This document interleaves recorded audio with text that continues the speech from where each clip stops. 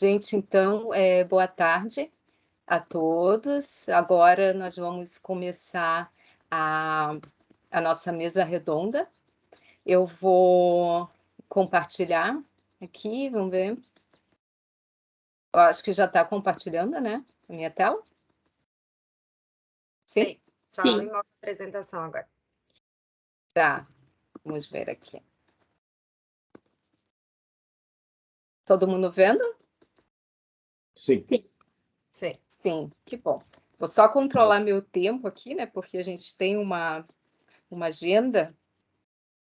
Então tá. Então, primeiro eu gostaria de agradecer então a organização do simpósio por ter me convidado para fazer a mediação, né, dessa mesa redonda, que tem um tema bastante interessante, que está também ligado com o que a Fernanda, né, acabou de nos falar na palestra. E o tema é como será a indústria de processos em 2030, 2040, 2050 e assim por diante. Então, o pessoal do simpósio colocou, deixa eu colocar, essa figurinha aqui, né, que para quem já assistiu, é lá a caverna da série Dark, e aqui tem o Jonas, que está indo ali em direção àquela caverna. Então, para quem não conhece, é uma série que reflete um pouco sobre viagem no tempo, né? E aí seria nós fazendo essa pergunta, né? Olhando para o passado, pensando no presente, como será o futuro, se a gente pudesse, né, viajar e todos esses anos. E a gente convidou, então, nessa mesa redonda, 3 palestrantes para refletir um pouco e darem a sua visão, né, a sua resposta a essa pergunta. Tá? Então, em termos de organização, né, eu estou fazendo a mediação, nós vamos ter aqui 3 ativadoras, no caso, né, que é a professora Liliana, nossa coordenadora aqui do PPGEC, a professora Carolina Agostini, que é do DEC, e a doutoranda Vânia. Tá? Então, a ideia é que vocês vão fazer as perguntas e elas que vão coletar e vão ficar fazendo essa provocação, digamos assim, né, ao final, no momento das discussões. Tá? Então, eu gostaria de agradecer a disponibilidade dos nossos painelistas e eu vou brevemente, então, apresentar cada um deles na ordem, né, nas quais nós teremos as apresentações. Tá? Então, o nosso primeiro convidado é o Dr. Paulo Luiz de Andrade Coutinho, que é do Senai C-Ticket, do Rio. Tá? Então, ele é engenheiro químico, formado pela Escola de Química, UFRJ, também me formei lá, com o título de mestre em Ciências e Engenharia Química pela COP, UFRJ, e doutor em Ciências na área de Gestão da Inovação pela Escola de Química, também no UFRJ. Ele trabalhou, então, por 25 anos na maior produtora de borrachas sintéticas da América Latina, desenvolveu e coordenou diversos trabalhos de desenvolvimento e implementação, né, de melhorias operacionais em processos já existentes e novos produtos e processos, vários destes com patentes depositadas no país e no exterior. Ele atua ainda na avaliação técnica e econômica de vários projetos de pesquisa e desenvolvimento, e em janeiro de 2016 assumiu a gerência do Instituto de Inovação em Biosintéticos no Senai C-Ticket, no Rio de Janeiro, sendo responsável pela implantação e desenvolvimento do mesmo até o momento. Tá? O nosso segundo painelista é o professor Dr. Jairton Dupont, né? Ele é professor titular do Departamento de Química Orgânica da URGS desde 1992 e é bolsista online em Produtividade e Pesquisa do CNPq. É licenciado em Química pela PUC do Rio Grande do Sul, doutor em Química pela Universidade Louis Pasteur de Strasbourg, na França, e fez o pós-doutorado na Dyson Perrins Laboratory, na Universidade de Oxford, na Inglaterra.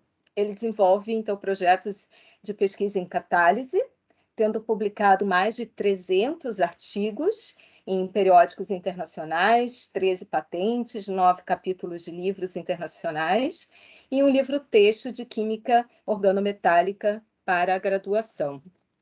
O terceiro painelista, né, nosso conhecido aqui, que é o professor Dr. Jorge Otávio Trierweiler. Ele é engenheiro químico formado na URGS em 1988, com mestrado no PEC, na COP, na UFRJ, em 1991, e doutorado na Universidade de Dortmund, na Alemanha, em 1996, ambos em engenharia química, na área de controle e otimização de processos. Em 2001, ele realizou o estágio de pós-doutorado na área de biosensores na Universidade Leibniz, Hannover, na Alemanha, e em 2008, na área de biorefinarias, desenvolvimento, controle e otimização de processos, na Universidade RWTH Aachen, na Alemanha também. Adicionalmente, em 2005, ele concluiu o MBA em Gestão Empresarial pela Escola de Administração da URGS e atualmente é coordenador do grupo de pesquisa Genscope, do CNPq, e está lotado no Departamento de Engenharia Química da URGS, onde atua como professor desde 1997. As principais áreas de atuação são em controle, otimização, intensificação, modelagem, simulação, estudo e desenvolvimento de biorefinarias e de processos biotecnológicos e sensores. Então, cada um deles vai ter 15 minutos, então, para apresentar a sua visão, né, a sua resposta àquela pergunta inicial. Nós vamos começar com o professor Paulo Luiz Andrade Coutinho, do Senai C-Ticket, depois nós vamos para o professor Jairton e depois para o professor Jorge. Aí, posteriormente, nós vamos ter aqui os debates, tá? Gostaria, então, de convidar, né, a todos para fazerem perguntas, colocação. Eu acredito que a Vânia, eu não estou vendo o chat, mas eu acredito que a Vânia deve ter colocado ali no chat o link para o formulário, ou podem fazer também pelo chat, tá? Muito bem, então só um pouquinho assim antes de começar, né? Porque essa mesa redonda ela está sendo gravada, a gente pode, né, atingir muitas pessoas pelo YouTube posteriormente. A pergunta é como será a indústria de processos, né? Então, só para todo mundo ficar na mesma base, né? Todos que são nossos alunos aqui não precisariam, mas para o amplo público, a gente resolveu colocar aqui, então, uma pequena explicação, né? Então, quando a gente olha para a indústria de processos, isso aqui é a foto da Refap, aqui em Canoas. Nós temos diversas entradas, né, que ao final, né, de processos ali de conversão, operações unitárias, vão se transformar em saídas, né, dessas unidades. Então, se a gente pensar na Refap, a gente tem lá o óleo bruto, né, que passa pelo refino e tem diversos produtos como saída, né, tipo nafta, diesel, gasolina, assim por diante. Mas aí, para tudo isso funcionar, né, e pensando como era no passado e no futuro, a gente pode ter várias perguntas, né? Como serão as matérias-primas, né? Então, hoje em dia, a matéria-prima da Refap principal é o óleo, né, que é lá da origem que vem do petróleo, né? Mas será que também será assim no futuro? Quais são as fontes de energia? Da onde vem a água? Em termos de instrumentação, controle, automação, será do mesmo jeito que já foi ou que é hoje? Né? E aí a gente linka ali com a palestra da Fernanda, né, que estava falando na indústria 4.0, a gente já ouve falar na 5.0. Pensando no meio ambiente, né, questão de emissões, resíduos, que, na verdade, tem que se transformar em insumos, né? A gente não pode mais descartar, tem que ser reaproveitado, e aí vem toda a questão da economia circular, né? Como que vai ser isso efetivamente? Escala de produção, né? A gente tem ali a foto de uma grande empresa, né? Mas, se a gente for olhar para a química, né, os estudos mais atuais têm toda uma questão de miniaturização, né, microreatores. Será que isso, né, vai se tornar uma realidade? E a questão logística também, né, com a utilização, maior utilização de resíduos estão distribuídos, como que a gente tem que pensar também, né, na logística, conectando as matérias-primas com as empresas e com o destino, né, mercado consumidor. Tá? Então, com isso, com essa breve introdução, eu vou agora, então, passar a palavra aos nossos painelistas, né? Então, convido primeiro o Dr. Paulo Luiz de Andrade Coutinho para fazer as suas colocações, né? E lembro que o senhor terá 15 minutos, até 15 minutos, tá bom? Muito obrigada. Obrigado pelo convite, né, e a oportunidade. É sempre bom estar junto com o pessoal de pós-graduação, né, com os professores, né, para fazer discussão. Eu tenho 33 anos de P&D em empresa privada, passei por Petroflex, né, hoje a Lanxess, né, passei pela própria Lanxess, né, na época, né, e depois passei pela Braskem, né, que todas elas estão presentes aí no Sul com vocês, né, e tive projetos nessas empresas, né, com o pessoal da URGS, né? Então dá para lembrar bastante, até com o próprio professor Jairton, tá? Então, eu vou passar minha apresentação aqui, só um minutinho. Uhum. Primeiro ponto, né, que vocês estão pedindo uma coisa que é meio difícil, né? Fazer previsão de futuro, né? E aí eu trago 2 exemplos aqui do Ken Olsen, né, que era fundador da Digital, né, Equipment Corporation, né, que dizia que não tem nenhuma razão para ter um computador em cada casa. E também do próprio Kelvin, né, que era presidente da Sociedade Real, né, que dizia que mais pesado que o ar não pode voar, né? Então, previsões são complicadas, nem sempre são muito simples. E eu queria trazer também, quer dizer, o Instituto Senai de Inovação Biosintéticos e Fibra, que ele faz parte de uma rede de institutos do Senai de inovação, tá? Que estão presentes no Brasil inteiro. Aí no Sul nós temos 2, né, de biotecnologia e de materiais avançados, né, e nas mais diversas áreas do conhecimento, né? Vai desde biomassa, eletroquímica, logística, engenharia de materiais, mineração, né? O Instituto de Biosintéticos e Fibra, ele tem 3 plataformas tecnológicas. A gente trabalha basicamente em química, em engenharia de processos, fibras e biotecnologia. Junto com isso, a gente tem uma área de inteligência competitiva, né, que trabalha para esses projetos, mas também trabalha para o mercado, né? A gente tem clientes nessa área. A gente nasceu em 2016, eu estava na Braskem, fui convidado para implantar esse instituto no Rio de Janeiro.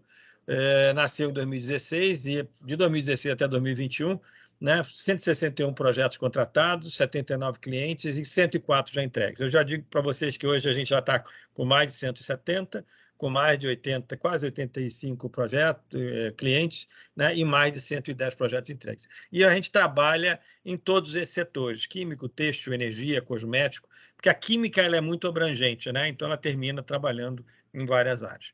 E hoje nós somos um instituto com selo Embrapi, tá? Alguns trabalhos feitos, né, desde desenvolvimento de novas fragrâncias a partir da biodiversidade brasileira, desenvolvimento de biosurfactantes, sequenciamento, né, de coral-sol, de mexilhão dourado, tentando resolver problemas de infestação, tanto no mar quanto em hidrelétricas, né, e desenvolvimento também de testes para o COVID, tá? E hoje, inclusive, a gente tem um laboratório de diagnóstico molecular que faz testes PCR dentro do próprio instituto. Outros trabalhos na área de síntese química, nós temos um que foi bastante falado no ano passado, de desenvolvimento de nanocelulose para a substituição do carbopol, que é o espessante do álcool gel. Esse produto, inclusive, foi desenvolvido e lançado em menos de 3 meses pela Klabin e por uma empresa de cosméticos, né? Temos diversos trabalhos na área de simulação. Temos um trabalho com o pessoal do Ministério da Saúde, que é a extração de uma molécula antitumor de vieiras, né, de uma fazenda da UFRJ e da UERJ, né, que o container fica, inclusive, dentro do meu estacionamento, porque não tinha um lugar para estacionar dentro da UFRJ, desenvolvimento de novos solventes, e, recentemente, muitos trabalhos na área de microreatores. Inclusive, ganhamos o prêmio ano passado da Biquim, né, desenvolvendo um processo para a obtenção de intermediários para tuberculose. Reações que eram feitas em 8 horas e 4 horas passam a ser feitas em menos de 30 segundos, né, e com um rendimento superior, quer dizer, um ganho de rendimento de quase 20%. A gente vai falar um pouco mais de microreatores lá na frente. Na parte têxtil, então, nós temos fibra de PP com grafeno, estamos desenvolvendo textos para aplicação submarina, novas fibras anti-chama, nanocelulose, filme de nanocelulose para queimadura, e também no COVID tivemos trabalho bastante na área de desenvolvimento de um material, de um orgânico que recobre a máscara e mata o Covid, um projeto em parceria com a própria Fiocruz. Entrando, então, naquilo que a gente interessa hoje, né, futuro da indústria de processo, primeiro, acho que até eu peguei um pouquinho da palestra anterior, a gente não pode deixar de falar que o processo vai ser totalmente automatizado, né? E a gente está falando em indústria 4.0, eu já falo da indústria 5.0, né? E até pelo próprio mago aí da TI, né? Que já falo que o juntar, né, biotecnologia, sequenciamento gênico, nanotecnologia, computação convencional e computação quântica, né, muda completamente essa revolução, né? E traz uma coisa muito potencial do que vai acontecer agora em futuro muito próximo, né? Quer dizer, com o conhecimento que você tem na parte de sequenciamento da própria natureza, da biodiversidade, né? E a parte toda de nanoescala, de nanotecnologia. Quando você junta tudo isso, junto com a ideia da indústria 4.0, você vai mudar toda a indústria de processo, né? E aí a gente pode falar, então, novos sensores, né, sensores que têm que dar uma resposta muito rápida. Nós estamos falando, né, microreatores, que o que ganho deles é exatamente na velocidade de reação, na parte de transferência de massa, de transferência de calor, né, que faz com que as reações se tornem muito rápidas, né? Modelagem e digitalização, né? Então, a gente tem projetos, por exemplo, com a indústria de papel e celulose, em que a gente identifica e caracteriza a matéria-prima, a madeira que vai entrar, né, dentro do processo, e a gente consegue não só dar os parâmetros de trabalho da unidade, como também já identificar a produção que vai acontecer. Quer dizer, a gente está falando de correlações, né, uma parte de computação pesada, de forma que a gente passa a conhecer os fenômenos e a gente passa a controlar isso dentro da própria planta. A ideia de novos materiais, né, e conceitos, né, e a biotecnologia e nanotecnologia dando, né, um espaço grande para o avanço disso, né? Ano passado, como eu falei para vocês, um sensor para a própria parte de Covid, estamos trabalhando em sensores para embalagens inteligentes, quer dizer, então, tanto do lado de biotecnológico quanto do lado, né, de nanotecnologia. Aqui eu trouxe um exemplo, né, do potencial que vem da parte de biotecnologia, né, através da modificação genética de um micro-organismo, né, eles conseguiram colocar dentro do micro-organismo um filme, né, então um vídeo digital que você, quando olha, você começa a ver, né? Além disso, né, e aí eu vou só pedir para vocês me darem atenção, eu trago aqui, né, um material, uma figura da Ginkgo, é uma empresa de biotecnologia americana totalmente automatizada, tá? Não dá para competir com os americanos, né? E aí o que a gente fez, até para poder trabalhar aqui no Brasil, a gente também adquiriu 2 robôs e a gente tem, né, um potencial de fazer mais de 200 mil experimentos por semana. Vocês acham muito? Não é, né? Se você olha, na minha época da Braskem, né, a gente fez um projeto com o pessoal da Miris, lá nos Estados Unidos. Eles tinham 11 robôs, faziam 1 milhão de experimentos em biotecnologia por semana, né? O robô traz isso, né? A velocidade de experimentos, você trazer mais informações, mais dados, né, que vão, vamos dizer assim, ajudar você vamos dizer assim, nas definições e nas decisões em cima do projeto. Isso reduz, né, vamos dizer assim, tempo, né, reduz custo, né? Quando eu estou fazendo com biotecnologia, que eu tenho que selecionar, né, qual é exatamente o extrato que eu vou colocar ali para o micro-organismo, para ele poder se desenvolver, e eu consigo fazer isso em quantidades pequenas, eu também estou reduzindo custo, né, e tempo. Então, voltando, aqui é uma embalagem inteligente que monitora a qualidade do produto ou compõe rótulo de etiqueta. No caso aqui, eu estou falando da parte de monitoramento da qualidade, que no momento que o produto ele muda de pH, a embalagem muda de cor. Outro ponto importante é a sustentabilidade, né? E a gente está falando, então, toda a agenda ESG, né? Environment, Social and Governança das empresas, né? Isso muito ligado à bioeconomia e química verde. E aqui eu trago vários exemplos, né, de empresas que estão colocando nos seus, né, assim, nos seus objetivos, né, até a curto prazo, objetivos de redução de pegada de carbono, redução de consumo de combustíveis fósseis, né? Então, isso passa a ser uma agenda muito importante. E isso tem um impacto, né? Quando a gente fala isso, a gente está falando em começar a trabalhar mais com biomassa. Trabalhar com biomassa significa trabalhar com sólidos. Nós, engenheiros químicos, é claro que a gente tem um pouco de sólido, mas a gente está muito acostumado, né, com a indústria de petróleo, a indústria química em geral, que trabalha com líquido e gás, né? Então, a gente vai mudar o processo, a gente vai ter que trabalhar com sólido, né? A ideia de você desenhar processos e produtos, né, com antecedência, né, com base em sustentabilidade e economia circular. Quer dizer, a ideia é que você pense o processo antes de usar, é mudar, né, o que se está se pensando hoje, né, até pouco tempo atrás, né, eu vou fazer o que tiver que fazer em termos da química e depois eu trato os resíduos. Não, eu vou pensar antes para não deixar formar resíduos, para trazer maior segurança. Então, e aí, nesse ponto, eu trago aqui um ponto que e começa a crescer, né, a ideia de produtos e processos que imitam a natureza, a ideia da biomimética. E aí eu trago, não vou colocar aqui, que senão não vai dar tempo, eu trago para vocês aqui dois sites, né, são do YouTube, né, em que essas professoras elas falam exatamente da biomimética e todo o potencial que a biomimética tem em vários segmentos, tá? E, finalmente, eu vou falar em fábrica de micro-organismo, né, em fábrica de plantas. Quer dizer, a gente passar a produzir produtos químicos dentro do micro-organismo, né, e aí usar toda essa parte de genética, ou dentro da planta.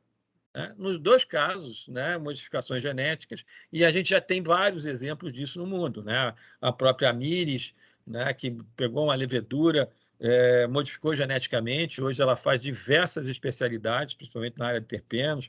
Você tem a DuPont, que desenvolveu a produção de propanediol 1,3, né, que antes era produzido, até 2012 era produzido via petroquímica, a partir de então só passou a ser produzido a partir de biotecnologia. Então, tem vários exemplos aí que a gente pode falar. Né? Vale a pena falar da Amyris, porque a Amyris está produzindo, ela já tinha uma planta no Brasil, vendeu essa planta para a DSM e está construindo uma segunda planta, também no Brasil, lá em Brotas, né? E a ideia é ela fazer 25 mil toneladas ano de especialidades. Tá?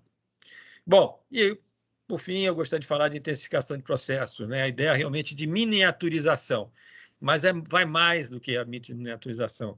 Nós estamos falando também de colocar duas operações unitárias dentro do mesmo equipamento, né? Trazer catalisadores bifuncionais, quer dizer, condensar, reduzir tamanho.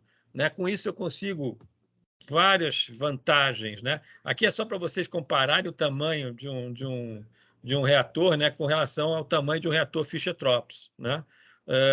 Um reator intensificado, né, e é o tamanho que você vê quando você precisa de Fischer-Tropsch. Aqui é o caso, por exemplo, de fermentadores, onde você faz a extração do produto ao longo da fermentação. Com isso, você ganha em produtividade, né? E, de novo, você reduz custos, reduz tamanho de equipamentos, você diminui o seu CAPEX. E aqui um exemplo de destilação reativa, né? Processo antigo de produção de acetato de metila, né, que hoje é feito através de destilação reativa. Então, todos aqueles equipamentos, torres de destilação, separação, reação, na verdade, hoje você diminui e basta ter uma torre de destilação. Então, a gente diz que a parte de intensificação ela vai reduzir CAPEX, vai aumentar a eficiência, vai reduzir a importância do fator de escala, e aí vem a ideia, que até já foi falada aqui, né, de a escala já não vai ser tão importante no futuro. E a ideia de você usar esses equipamentos intensificados, e a gente está trabalhando muito na ideia de containers, né? A gente já tem 4 projetos em que a entrega final é em container, tá? Além daquele do Ministério da Saúde. E, por fim, aumenta a segurança. Né? No momento que você tem um problema, a vazão é muito menor. Né? Então, você diminui os problemas. Então, nós estamos falando em miniaturização e equipamentos com mais de uma operação unitária. Estamos falando, de novo, em biotecnologia, ela perpassa por todos essas possibilidades, né? Catalisadores multifuncionais, e aí a parte da nanotecnologia passa a ser muito importante. Novos materiais e estrutura, então estamos falando de novos polímeros, né? novos reagentes. De novo, a biotecnologia, a nanotecnologia é importante. E uma coisa que a gente não deve esquecer, e que vai vir muito forte aí no futuro, que é a parte de impressão 3D. Né? Então, a gente vai precisar desenvolver, né, em processos e usar a impressão 3D como um processo no futuro. Tá? E aí, eu queria trazer mais duas frases, uma do Václav Havel, que foi um dramaturgo e foi o primeiro presidente da Tchecoslováquia logo após a queda do muro, né? E um outro do próprio Isaac Asimov, que é um novelista, né? O Václav Havel, né, que nós vivemos num lugar onde tudo é possível e nada é certo, né? E o próprio Isaac Asimov, né, que, na verdade, a ciência é muito bonita, mas é o engenheiro que muda o mundo, tá bom? Muito obrigado, gente. É isso aí. Desculpe a rapidez, mas poder cumprir os 15 minutos que você pediu. A gente Tá poderia falar muito certo. mais do que isso. Obrigado. Tá certo, muito obrigada. Eu acho que foi bem abrangente, assim, tem bastante, né, coisa para ser discutida mais adiante, daí com mais tempo. Obrigada, Paulo. Agora, então, gostaria de convidar o professor Jairton, né, que já está ali com seu vídeo ligado. Pode ficar à vontade para compartilhar, então, a sua Sou eu que sua compartilho, porque apresentação. eu tinha enviado o PDF e o PowerPoint para vocês. Tá, não sei se alguém da comissão está aí aberto e quer compartilhar. O Jorge tem. Se não, eu posso... Ah, oi? Já estou abrindo. Era mais por garantia, mas eu estou abrindo aqui. Vamos lá. Tá. Não, é porque eu saí de uma reunião há 5 minutos e... Tranquilo, já estou compartilhando. Tá. É porque rápido são poucas. Bom, já aproveitando, em primeiro lugar, eu gostaria de agradecer à comissão pelo convite. É um prazer te rever, Coutinho. Né? Rever uma ex-aluna de IC de quantos anos atrás, né? E a todos. Para mostrar como eu estou velho. Bom, na verdade, o que eu trouxe aqui para vocês são alguns conceitos e alguns princípios que eu acho que a gente tem que levar em conta antes de tomar qualquer atitude em relação a tudo que foi falado aqui antes. Eu acho que o primeiro entendimento que a gente tem que ter é saber onde nós estamos. Na época do Pasteur, ele criou esse quadrante, eu acho que todos vocês conhecem, né? Olhem mais na questão da figura da direita, isto é, se vocês têm uma busca de conhecimento mais elevado, né, e não está muito preocupado com a aplicação prática, o exemplo mais típico é o Niels Bohr, né, que a aplicação, ele não buscava nenhuma aplicação e desenvolveu conceitos. Mas isso mudou muito recentemente. Não sei se vocês sabem que que teve um matemático que ganhou a medalha Fields e perguntaram para ele para que servia a nova matemática que ele criou. Né? Ele disse: isso não serve para nada e nunca vai servir para alguma coisa. Bom, todo o sistema de encriptação moderna hoje é baseado no trabalho dele. Então, sempre tem uma aplicação. Né? O ideal que a gente está buscando é aquilo que o Louis Pasteur estava, isto é, muito conhecimento, né? Com muitas aplicações práticas. Né? Eu poderia colocar eu gosto de colocar em cima, em vez do Louis Pasteur, o Tesla, que é da mesma época do Edison, né? Vocês conhecem a briga dos dois, né? E a grande vantagem do Tesla é que o Tesla tinha um conhecimento físico, né, de eletromagnetismo muito grande. E por isso, né, para quem não conhece a história, foi ele que salvou o Thomas Edison, e o Thomas Edison simplesmente buscava aplicação. E eu acho que nesse momento, na área da química, né, a gente tem que ir muito mais para a aplicação da química do que para química aplicada. Essa é a primeira mensagem que eu gostaria de falar de vocês, porque a intensificação de qualquer melhoria e de qualquer avanço está baseado nessas duas bases. Nós temos que ter muito conhecimento, né, mas com uma busca prática. Né? E é aí que a química e a engenharia química têm que estar muito mais próximas, né? Na nossa formação e na nossa busca. O próximo slide, por favor, já foi falado aqui, eu não vou entrar em detalhes, né? É isso que norteia, né? Se queiram chamar a indústria 5.0, que é a economia circular, né?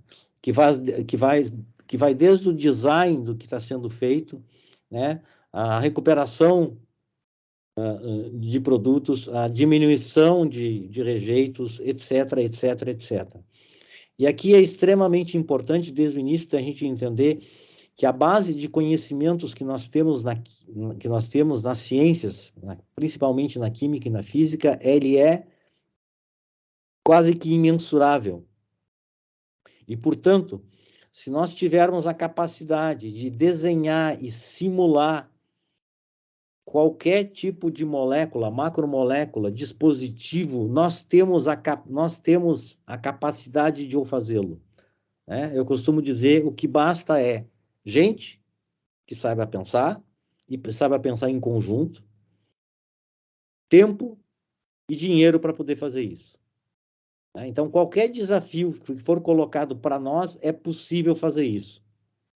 Tá? Eu vou dar aqui alguns exemplos, alguns vão bater muito com o que o Coutinho acabou de falar, mas que é extremamente interessante. Desde que nós vamos desenhar um novo material, isto é, nós vamos simplesmente fazer um incremento em algum processo que a gente tem, que já existe, até um que venha a ser disruptivo, isto é, ele vai deixar para trás todas as outras que vinham antes.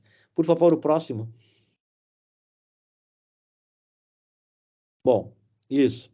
Isso, eu coloquei a referência, tá? A referência é extremamente importante, como é que é o setor químico hoje. O setor químico de hoje, ele funciona, o nosso pensamento, ele é linear, né?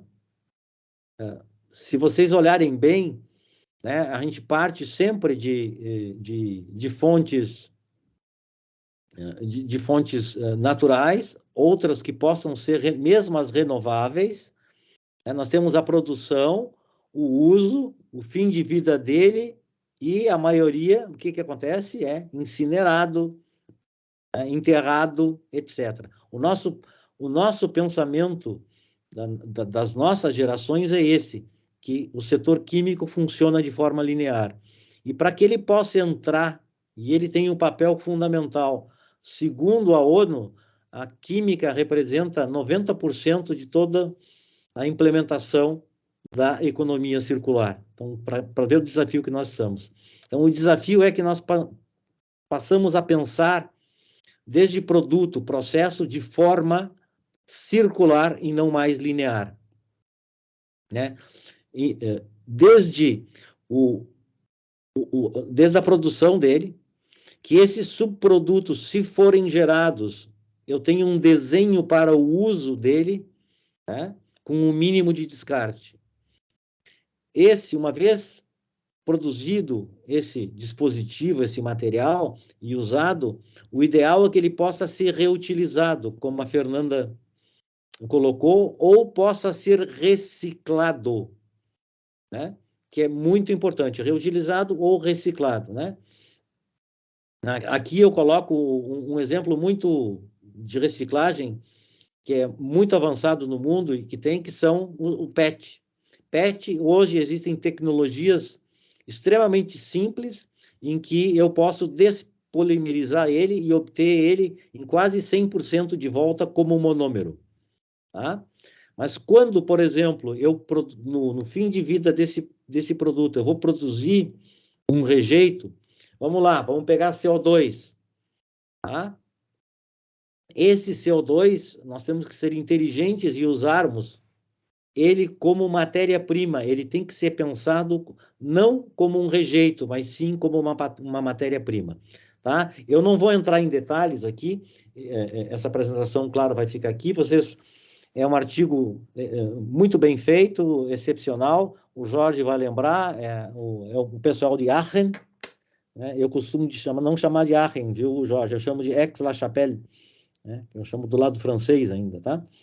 Mas então é esse olhar que nós temos que ter hoje. A gente não pode olhar mais o setor químico de forma linear. A gente tem que pensar nele de forma circular para que ele possa atender e para que nós tenhamos, que a humanidade tem um futuro ainda nesse planeta, né? Eu costumo dizer que as pessoas dizem, o planeta vai acabar. Eu digo, não, o planeta tem mais 4,5 bilhões ainda de existência. O que vai acabar é a raça humana. O planeta vai se virar e vão existir outras espécies. O próximo slide eu vou dar alguns exemplos e alguns que já não são mais desafio. Aqui, vocês falaram muito em miniaturização. Eu vou dar um exemplo aqui, que ele é genial, né? Que esse reatorzinho, estão vendo na mão aí? Ele produz 690 toneladas de metro cúbico por hora. Esse é um processo da BASF, é o que produz a tinta das impressoras lasers, tá? Então, o simples design, através do conhecimento já existente, né? Com a capacidade nossa de desenhar esses novos materiais e levar adiante, se desenvolveu um catalisador simples, verde, sustentável, que pôde substituir planta que ocupavam mais de 20 mil metros quadrados para menos de 500 metros quadrados. Tá? Eu já vou entrar aqui na questão da inteligência artificial, que ela é fundamental nesse avanço, o Coutinho também já levantou, mas eu vou adiante. Mas isso tudo, essa planta já tem 15 anos. 15 anos, para a gente ter uma ideia. Tá? E ele foi desenvolvido aqui em cima, esse rapaz aqui, eu conheço ele também é de Aachen, viu? Né? Que foi desenvolvido na BASF, né? Desse modelo de laboratório, eles desenharam esse reator contínuo, esse reator em fluxo, que é capaz de fazer essa produção. Então, tudo isso é possível com o conhecimento que a gente tem. E aqui, por favor, não tenham complexo de vira-lata. Nós somos capazes de fazer isso.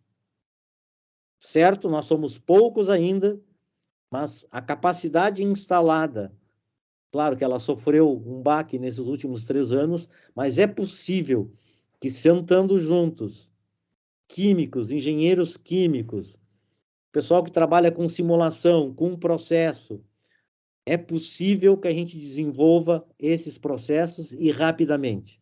Tá? Próximo. Bom, aqui de novo, em qualquer processo que a gente for pensar da cadeia química, 95% desses processos envolve, pelo menos em uma etapa, um catalisador. Tá? Bom, e o melhor catalisador que a gente tem no mundo é o quê? É o biocatalisador.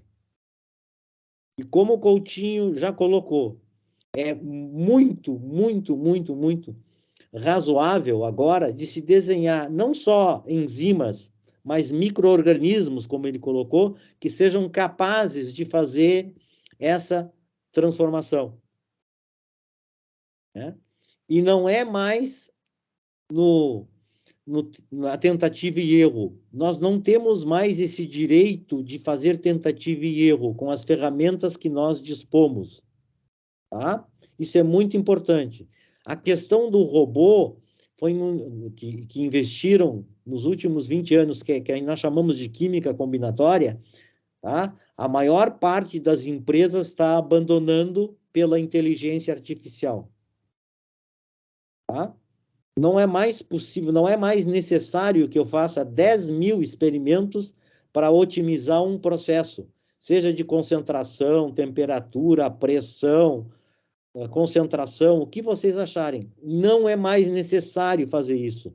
Nós temos ferramentas baseadas em machine learning e inteligência artificial. Na minha época, a gente chamava isso de quimiometria, que nos permite, ao invés de fazer 200 experimentos, com 7 experimentos eu consigo achar o ótimo de algum processo. Tá? E nós temos essa capacidade. Eu volto a insistir, tá? O que falta para nós é, né, essa nossa mudança de mentalidade, né? E trabalhar em grupo. Não é mais possível que um químico, um engenheiro químico, um pessoal da informática, um pessoal da matemática, um pessoal de processo, queiram o que vocês queiram imaginar, trabalhe sozinho. Se nós definirmos qual é o nosso o target, né? Qual é o nosso alvo, nós temos condições de desenhar desde a base inicial de preparação, o processo, simular e produzir. Claro que às vezes não vai dar certo, mas isso é fundamental. Então, trabalhar com biocatálise, né, ou que eu gosto de chamar que o pessoal chamava antes de catálise enzimática, nós chamamos de biocatálise. E isso é fundamental, essa integração da bioquímica molecular. Tá? O grande problema no Brasil, desculpe aqui, é que no Brasil nós temos bioquímica clínica. São raros as universidades que têm bioquímica molecular. Tá? Então, é possível fazer isso, né, com a livraria, eles chamam de biblioteca em português, né? Com a biblioteca que nós temos, é possível hoje, tá? Nós aqui sentados, aqui bem no sul, né, bem no sul do mundo, né, quase no fim do mundo, e termos as soluções para os problemas ou atingirmos os alvos que quisermos. Próximo. Bom, esse aqui talvez seja o maior desafio que ainda está. Se eu tivesse que botar um TRL nele, teria que ser TRL 0, tá? Os da enzima eu já colocaria que nós podemos chegar até TRL 8, 9. Tá? Esse aqui da fotossíntese artificial, o TRL dele é 0. O conhecimento que a gente tem é mínimo. O que é a fotossíntese artificial? É mimetizar aquilo que a fotossíntese faz. Tá? É misturar água e CO2 através de um fotocatalisador. Né? O ideal seria produzir os açúcares, como a fotossíntese faz. Mas, na química, a gente já tem alguns pequenos resultados promissores que a gente pode, com mistura CO2, água e um fotocatalisador, gerar gás de síntese, CO, hidrogênio. Claro, nós estamos falando agora, depois de 10 anos, que nós nós medíamos em micromol, nós já estamos falando em milimol, tá? Com os avanços. E isso, então, é uma área essencial em que a colaboração aqui dos físicos, dos bioquímicos, dos biólogos, dos engenheiros, dos químicos, né? Se nós botarmos como objetivo, né, como alvo, desenvolver, por exemplo, um fotocatalisador para fazer, que eu chamo a fotossíntese, isto é, CO2, água, para gerar o gás de síntese, Coutinho, tu pode imaginar o que isso representaria. Né? Próximo. Bom, esse meu slide aqui, ele tem 10 anos. A gente estava falando que a impressão 3D ou manufatura 3D, na química a gente fala em impressão 3D. Na engenharia, o pessoal gosta de falar em manufatura 3D. É pelo tamanho. Nós trabalhamos desde o nanoscópio, né, ao microscópio, e vocês já vão ao macro, né? Mas, para vocês terem ideia, a minha filha, quando eu passei 3 anos na Inglaterra montando o laboratório da GSK, o Carbon Neutral Laboratory, né, que eu fui contratado por 3 anos e ajudei a instalar esse laboratório de química verde em Nottingham. A minha filha foi alfabetizada lá. E ela, com 6 anos de idade, ela usava impressora 3D. Tá? Ela imprimia as suas canetas. Tá? Bom, nós podemos avançar muito aí, mas a impressão 3D, ela envolve, de novo, toda essa multidisciplinaridade, né? Vai desde o desenho do material que eu tenho que fazer. Agora eu aprendi que não é mais CAD, né? Agora é MIB, né? É uma nova forma que os engenheiros têm. Acabei de aprender, tá? Eu não sei se é MIB, eu acho que é MIB, ou parecido, né? Em que nós temos que entrar urgentemente nisso. Não é para fazer modelo geológico do estado do Rio Grande do Sul ou fazer um protótipo de um sapato, né? Isso é barbada. E aqui vai mais um outro recado. Quem mais ganha com isso não é se nós comprarmos a melhor impressora 3D que tem. O que nós temos que ter é pessoas que desenhem as impressoras 3D que nós necessitamos, né? Antigamente, na minha época, quem tinha uma ressonância magnética nuclear de 400 era rei, publicava, fazia o diabo. Não, hoje, todo mundo tem. Quem é que faz a diferença? É quem desenvolve os novos aparelhos de RMN. Então, o pensamento tem que ser anterior a esse. Como é que nós vamos desenhar impressoras ou manufaturas do tipo 3D? Evidentemente, nós temos que ter algumas importadas para a gente poder trabalhar, mas para poder queimar etapas, isso é fundamental. O próximo, eu acho que eu já estou quase no fim, desculpe a demora. Bom, aqui está a manufatura 3D. Aqui eu vou colocar porque eu participei desse projeto, né? Junto com a Universidade de Cantábria. Aliás, o professor vai estar vindo aqui no print, em que foi desenhado um novo reator. Na verdade, é um fotoreator, tá? Que está aí ao lado. Esse fotoreator miniaturizado, em que com CO2, água e luz se gera metanol. Claro que a gente ainda está em milimol, não está em... Tá? E tudo isso envolveram... Eu posso mandar o artigo para vocês, do Journal Chemical Engineering. Eu posso mandar para vocês. São 11 pessoas que envolviam desde o pessoal da informática, o pessoal de design da arquitetura, o pessoal da engenharia. E aqui um outro desafio. Quando se miniaturiza esses tipos de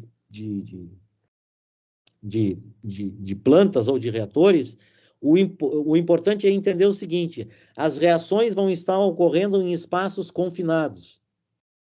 Então, as leis da termodinâmica ainda se aplicam, mas fenômenos que a gente chama de violar a segunda lei da termodinâmica são muito comuns, porque a transferência de massa e calor é distinta de um sistema macroscópico. Então, a temperatura local, isto é, a temperatura do sítio catalítico, por exemplo, é importante. A reação pode estar ocorrendo a 40 graus, mas a temperatura que está no sítio catalítico pode estar acima de 1000 graus. Tá? E aí cabe toda uma nova descrição e de uso das leis da termodinâmica, né? Transferência de massa e calor, que é fundamental. Eu não vou entrar em detalhes porque eu não sou engenheiro, eu só sou um metido. Bom, inteligência artificial aqui eu não vou, né? Acho que isso tem resume tudo aquilo que eu estava dizendo, e aqui eu coloquei um outro exemplo em que eu participei em Nottingham, que não sei se que é os MOFs, não sei se vocês conhecem o que são MOFs, que são os Metal Organic Frameworks, que é para a separação de CO2 de metano, tá? Que foi feito a partir desde do cálculo quântico até o desenho da molécula e a impressão 3D desses separadores. Tá? Então, é possível, e nós, no Brasil, apesar de sermos poucos, nós temos essa capacidade. Basta que nós coloquemos os desafios adiante. Próximo, e eu acho que é só mais exemplos. Mais um, tem mais um, que tinham falado. Vai, aqui era só para dar exemplo para vocês. Volta lá só um pouquinho, o exemplo. Você sabe em quantos dias a Moderna desenhou a vacina para a Covid? Sabe em quantos dias ela foi desenhada? Em sílico. Em 3 dias. Tá? 3 dias. e em 3 meses ele já tinha uma síntese. Tá? Então, é possível. Adiante. Bom, aqui são os desafios, eu não vou entrar em detalhes que entram naquela questão da economia, depois, se quiserem, a gente pode discutir. Pode passar, eu acho que tem mais um ou dois. Aqui que o Coutinho já falou, né? Hoje em dia, na questão de logística, a boa parte das plantas não são mais plantas fixas, são plantas em container. Se leva o reator onde está a matéria-prima, que é mais barato. Esse é um exemplo típico de uma que faz Fischer-Tropsch, tá? De CO2, que é a Oxford Catalítica, e que ela vai onde está a matéria-prima. Ok? E tudo isso é possível. Próximo, por favor. Professor Jairton, está Oi. ótimo, mas só queria dizer que já passamos 8 minutos do tempo. Isso, tá? Não, aí Desculpa. vai adiante. Não, eu já terminei. É só para passar por último. Isso aqui, ó, pode ser feito, a automação pode ser feita. Isso aqui foi feito no meu laboratório. Isso pode ser feito no laboratório dos nossos, entendeu? Então, eu termino por aqui só porque depois a gente possa discutir. Obrigado. Desculpe, Tá ótimo. é que eu me entusiasmo e... Mas está certo, né? Tem que ter entusiasmo. Se não tiver entusiasmo, as coisas não acontecem. Muito obrigada. Então, eu gostaria de passar agora a palavra para o professor Jorge.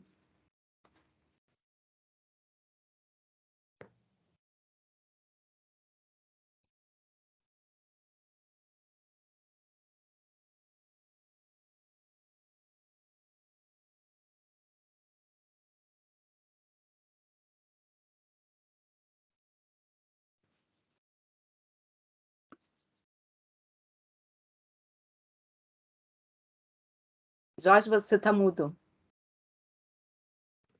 Beleza. Pronto. Então, vou começar. Zero meu cronômetro aí. Tá, peraí. Desconto meus 8 minutos. Deu. Beleza. Muito obrigado pelo convite, uma vez que eu mesmo me convidei, mas tudo bem. Nós vamos falar aqui sobre como será a indústria de processos no futuro. Vou dar um exemplo, nós vamos fazer uma analogia com poços de petróleo e comportamento dinâmico em poços de petróleo.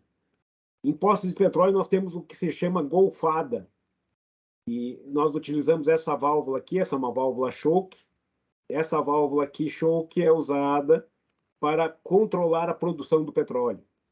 E aqui nós temos um diagrama que relaciona essa válvula choke com a produção de petróleo. E à medida que você vai abrindo essa válvula choke, você aumenta a produção de petróleo. Até chegar um momento que você tem o que a gente chama aqui de ponto de bifurcação. Nesse momento, nós temos o surgimento do que nós chamamos de ciclo limite. Esse ciclo limite gera um comportamento oscilatório no sistema, que eu vou ilustrar aqui com a ajuda da Joane. A Joane vai mostrar para nós o que é um ciclo limite. Olhem, a inclinação aqui está fazendo o papel da válvula choke. À medida que ela vai inclinando, nós estamos andando nessa direção, aumenta a vazão, até chegar um momento que a vazão ela é cíclica. Tem momentos de muita vazão, momentos de pouca vazão.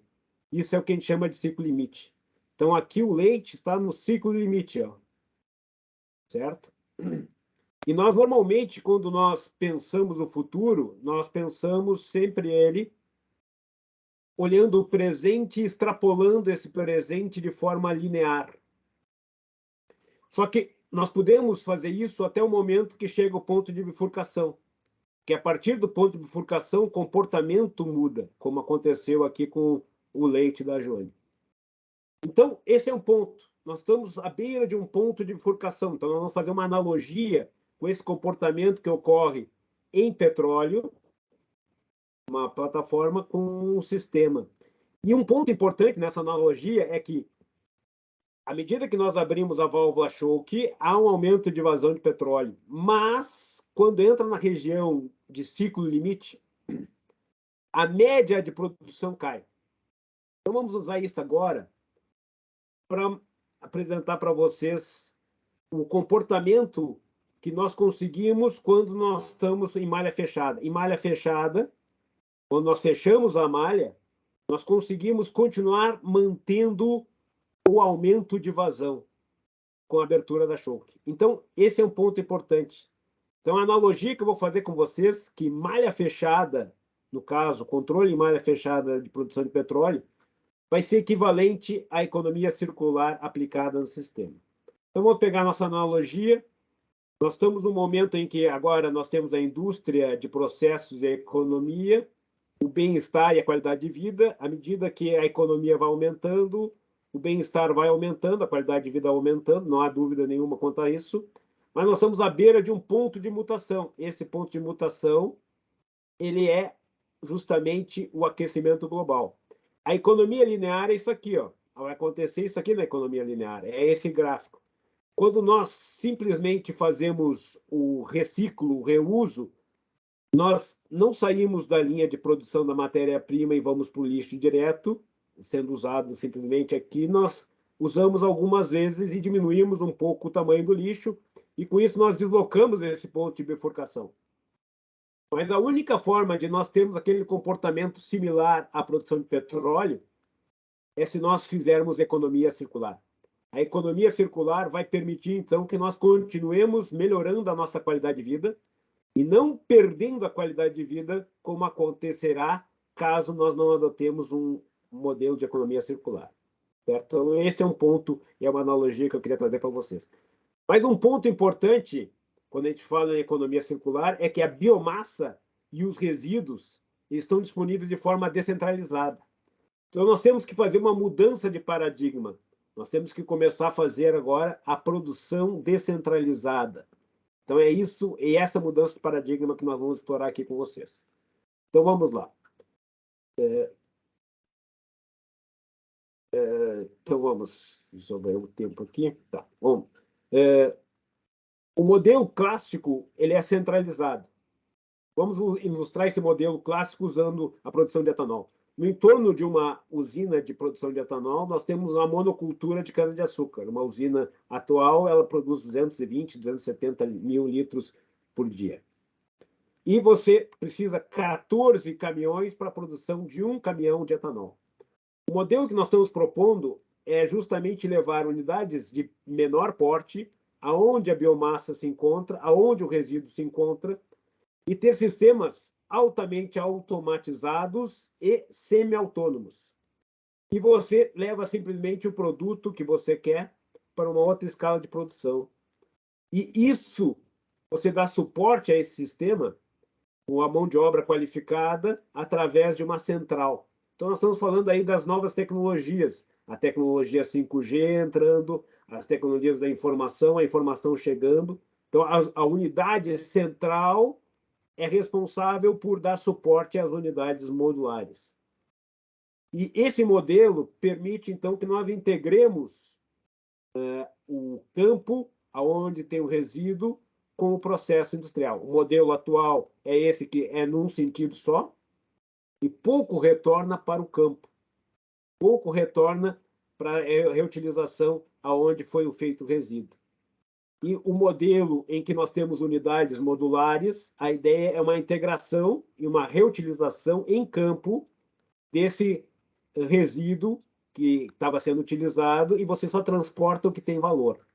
Então, essa é uma questão de mudança de logística importante.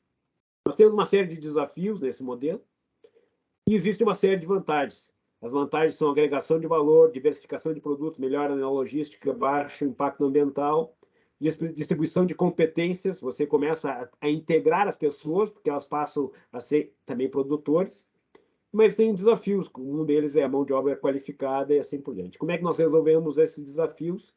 É dando suporte através de uma central de acompanhamento remoto. E resíduos não faltam. O lixo urbano, nós produzimos, cada um de nós produz 1 quilo aproximadamente por dia de resíduo. O Brasil produz 230 mil toneladas de resíduo e pouco disso é aproveitado, o que é coletado está aqui, ó. Então você vê que você ainda tem perdas e tudo mais. Então tem uma quantidade enorme de resíduos urbanos que nós precisamos processá-los. Nós também temos resíduos agrícolas, como a casca de arroz no estado do Rio Grande do Sul, produz praticamente ao longo de todo o ano o casca de arroz. Ele tem uma distribuição que parte é usada na queima em grandes unidades, mas a 50% dessa casca de arroz, devido à escala, não tem utilização. Então, é um resíduo que está disponível de forma distribuída. O outro resíduo que está de forma distribuída e que pode ser agregado mais valor é eucalipto, casca de eucalipto, folhas de eucalipto. Só estou dando alguns exemplos. Então, a ideia é processos capazes de trabalhar com esses sistemas. E esses processos, então, são diferentes processos que entram em questão e eles são conectados e acompanhados remotamente por uma central de monitoração que dá suporte técnico. Então, o que nós estamos querendo e apontando que o futuro vai ser modular, descentralizado e semi-autônomo. Então, vamos explorar essas ideias.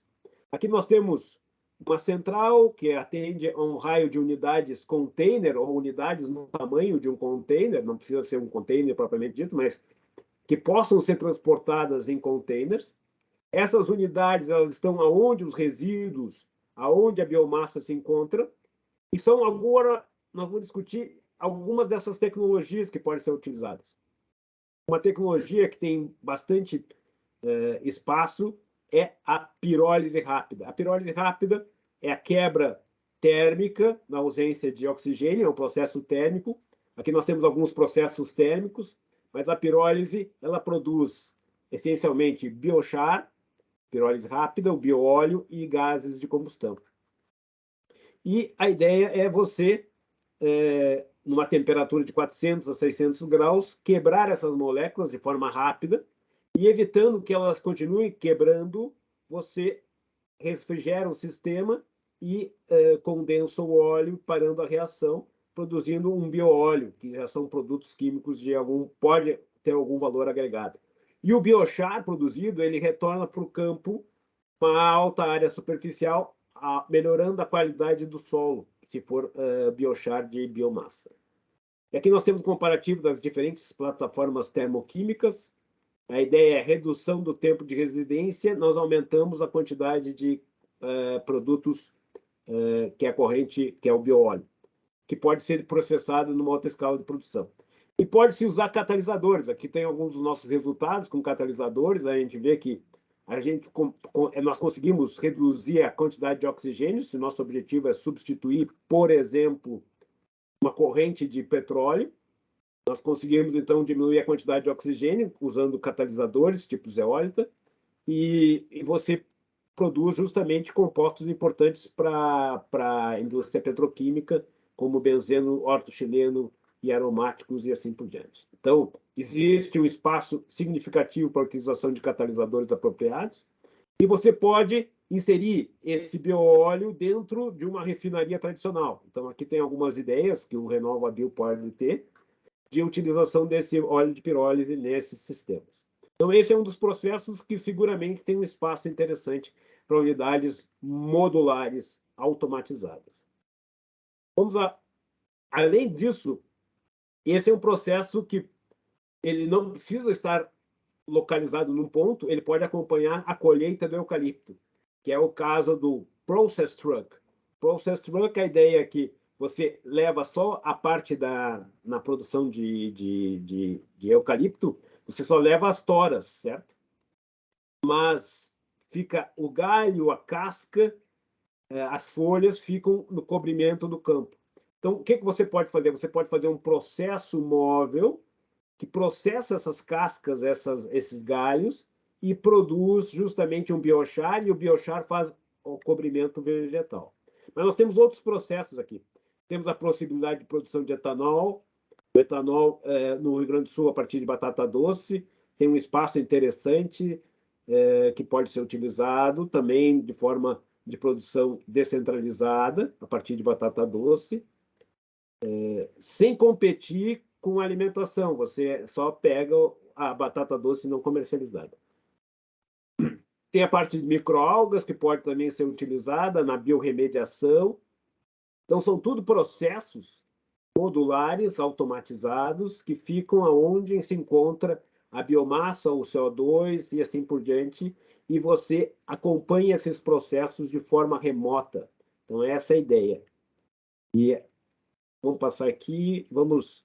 O próximo é bem interessante, que é a economia do hidrogênio. A economia do hidrogênio é o que se fala hoje fortemente, ele já tinha sido proposto há um tempo atrás, nesse livro é bem interessante, que a economia do hidrogênio abre um espaço para a descentralização. E aqui a gente fala em utilização de fontes de energias renováveis, como painéis fotovoltaicos, produção de energia elétrica a partir de aerogeradores, e a produção e a utilização desse hidrogênio, podendo produzir nitrogênio, podendo produzir ureia e assim por diante. E, por exemplo, aqui nós temos um exemplo de um microreator. Então, aí é um espaço importante, uma tecnologia importante, que abre espaço à diminuição de tamanho, que são os microreatores. Os microreatores, eles já foi discutido pelos colegas anteriormente, os microreatores abrem espaço para mudanças tecnológicas significativas. Esse é um exemplo de uma parceria que nós temos com a Alemanha. Nesse caso, nós usamos hidrogênio e oxigênio para a produção de água oxigenada.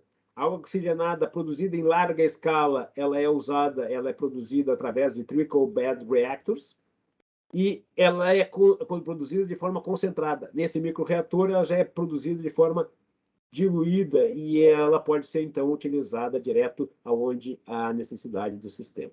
Então, microreatores é algo que, sem sombra de dúvida, é um espaço importante para o futuro. E automação, sistemas de automação. Aqui é uma parte importante. Vocês já ouviram falar em carros autônomos. E aí nós temos os 5 níveis de carros autônomos, que vão desde o sistema totalmente manual até o sistema totalmente autônomo. E o que nós vamos fazer aqui na indústria é algo parecido. A indústria está indo para um sistema semi-autônomos ou autônomos. E essa é uma figurinha importante, e quando nós falamos de sistemas autônomos ou semi-autônomos na indústria de processos, nós temos que dividir esses 5 níveis, sendo que o primeiro nível, nós temos 3 dimensões, a dimensão da parte de equipamentos e sensores, a dimensão de gestão e planejamento de logística e os sistemas de controle. Em cada um desses, nós temos 5 níveis. E esses 5 níveis, então, ilustrados aqui, nós começamos sempre o primeiro nível a chegar à informação, avaliar, analisar os dados. O segundo nível é de diagnóstico, que é entender o que está errado. Então, aqui no primeiro nível, nós determinamos que existe alguma não conformidade operacional. No segundo nível, nós analisamos essa não conformidade operacional e fazemos o diagnóstico. E no terceiro nível, nós propusemos a solução. Esses 3 níveis, todos eles têm espaço para inteligência artificial, têm espaço para modelagem matemática e assim por diante. E no quarto nível, nós temos a integração, esse fechamento é feito pelo operador. Mas no quarto nível, você coloca com inteligência artificial o que a gente chama aqui de OpBot. Então, esse é o nível semi-autônomo, e é nesse nível que nós estamos pensando que será o futuro próximo.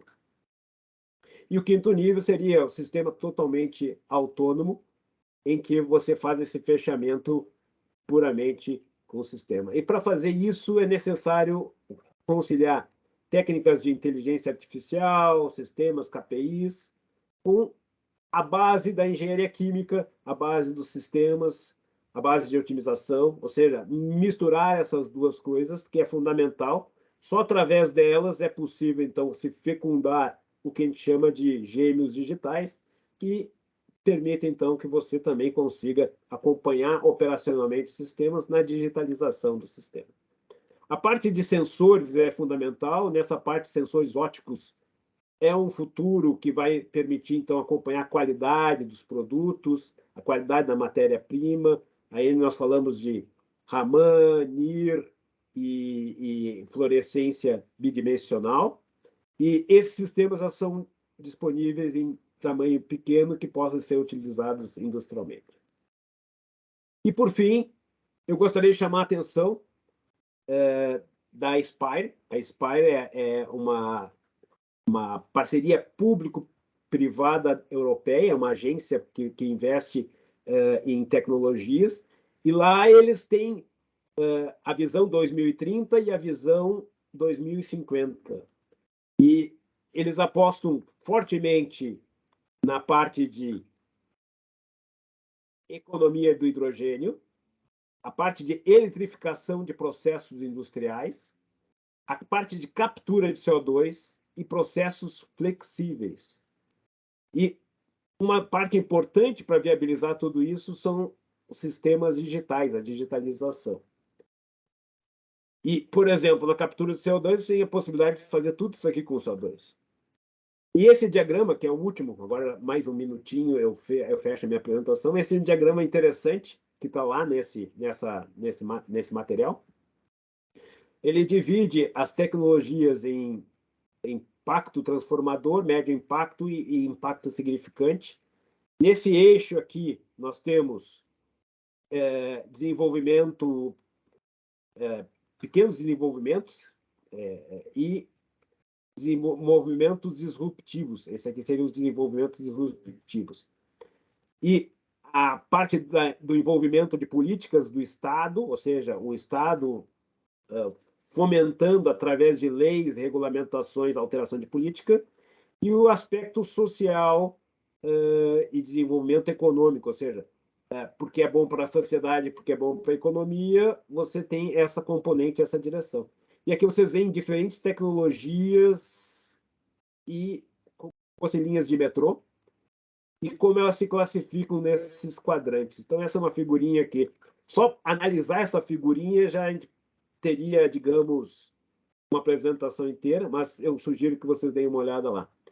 E, para finalizar, já vi que já estou sendo chamada a interromper a minha apresentação, eu gostaria de dizer que nós podemos ter economia e ecologia não como uma dicotomia, nós temos que fazer os dois trabalharem juntos, e as biorefinarias descentralizadas e as unidades modulares são soluções eco ao quadrado, ou seja, elas potencializam o aspecto econômico como ecológico. Hoje o ecológico se chama sustentabilidade, no passado era ecologia. Então, mensagem final é modular, descentralizado e semi-autônomo. Esse é o futuro da indústria de processos, ou de uma parte da indústria de processos. Era isso que eu tinha para apresentar para vocês. Muito obrigado. Tá bom, então, obrigada ao professor Jorge. E eu gostaria agora de passar a palavra para as nossas ativadoras. Então, para começarem o debate, né, convido a todos novamente para colocarem suas questões, seus comentários no formulário, ou mesmo aqui no chat, ou não sei se pode levantar a mão e falar, mas aí as nossas ativadoras vão se encarregar disso. Obrigada. Certo, então eu vou iniciar com as provocações, várias anotações de perguntas que eu fiz, que se misturam bastante, né? Poderiam ser para individuais, né? Ou para todos os painelistas que fizeram apresentações excelentes.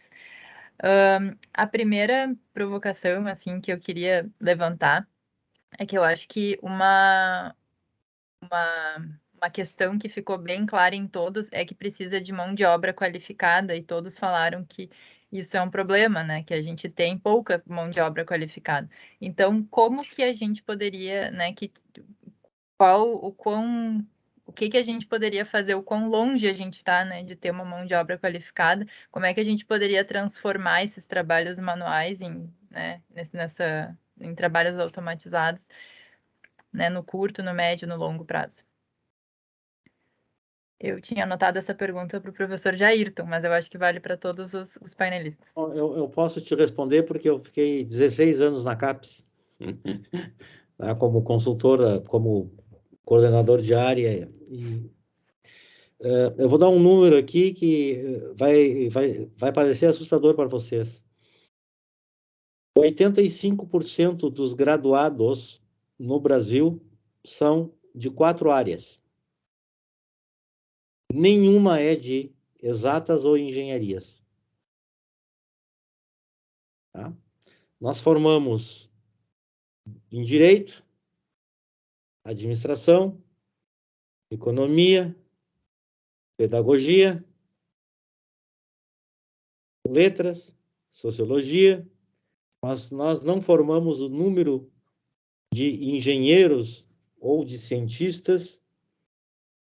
O nosso número ele chega a ser quase 1/100º do que a Coreia. Só para a gente ter um número para ter isso. Para essa solução, na época em que o professor Jorge Guimarães era o presidente da CAPES, e houve uma revolução das outras, em que os recursos da pós-graduação eles eram direcionados preferencialmente para as engenharias e para as ciências exatas. Aí houve não sei se vocês, o Jorge e o Coutinho são mais antigos, vão ver, houve um boom, né, de espalhar as pós-graduações. Eu posso dar o número da Química. A Química, em 1990, tinha somente 12 cursos de doutorado. Hoje ela tem 70. Tá? Bom, agora, nos últimos 6 anos, isso se reduziu. Mas não é só isso. Isso é política pública, não é só isso. A política pública tem que vir antes, porque a demanda para ingresso nos cursos de graduação das engenharias e das ciências exatas vem caindo. Vocês sabem quanto? Eu vou botar da Química, eu sei bastante número. Vocês sabem quantos cursos de Química foram fechados nos últimos 4 anos no estado do Rio Grande do Sul? Não. Não? Os 3, 4, 5. Só restaram 4. A PUC acabou de fechar. Não existe mais Química na PUC. A PUC de Porto Alegre, que é uma das melhores, não tem mais Química. Está fechando Engenharia Elétrica. Tá? A demanda é muito baixa. Então, tem que haver uma política para que a gente consiga.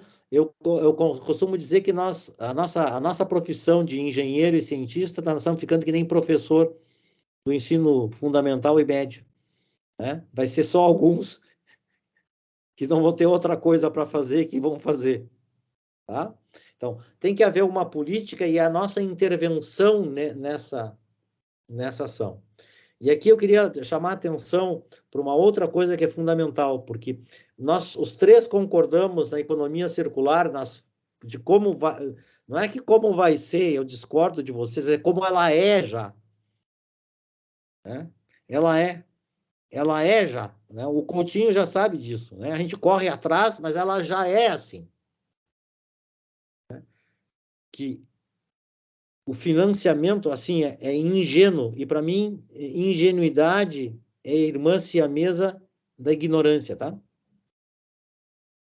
É ingênuo imaginar que um investidor privado vai investir em coisas de risco. Em nenhum lugar do mundo é assim. No maior país capitalista do mundo, que é os Estados Unidos, toda a ciência e tecnologia, o investimento privado é 15%. 15%. Na verdade, é 0%. Porque esse 15% eles abatem dos impostos a pagar. Tá? Então isso é fundamental a gente entender. Então, tem que ter... tem essa que tem que aumentar a busca de talentos. Ela é fundamental. Né? Desde a escola fundamental até agora, até a entrada na universidade. E que para essas pessoas se mantenham na universidade.